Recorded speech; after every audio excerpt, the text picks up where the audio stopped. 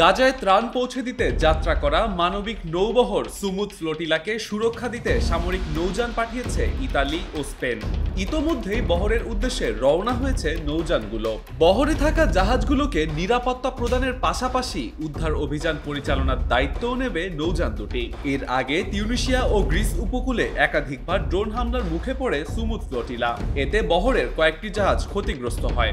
নিরাপত্তার দাবিতে মানবাধিকার কর্মীরা আন্তর্জাতিক সহায়তার আহ্বান জানান, যার প্রেক্ষিতে এই উদ্যোগ নেয় স্পেন ও ইতালি। গতকাল নৌবহরের কাছাকাছি বিস্ফোরণের শব্দ এবং আকাশে ইসরায়েলি ড্রোন ওড়ার খবর পাওয়া যায়। গ্লোবাল সুমুদ ফ্লোটিলার লাইভ ট্র্যাকারের তথ্য অনুযায়ী বহরটি অগ্রসর হচ্ছিল গ্রিসের ক্রেট দ্বীপের দক্ষিণ পশ্চিম দিয়ে। সুমুদ ফ্লোটিলা প্রায় 50টি নৌযান নিয়ে পঞ্চম দফায় রওনা হয়েছে গাজার পথে। এর আগে ইসরায়েলি বাধার কারণে টানা 4 বার ব্যর্থ হয়েছিল তাদের প্রচেষ্টা। স্পেনের বার্সেলোনা থেকে যাত্রা করা এই বহরে রয়েছেন সুইডিশ মানবাধিকার কর্মী গ্রেটা থুনবার্গ সহ 44 দেশের কর্মী ও শান্তিকর্মীরা। ডেস্ক রিপোর্ট, মানব জমিন।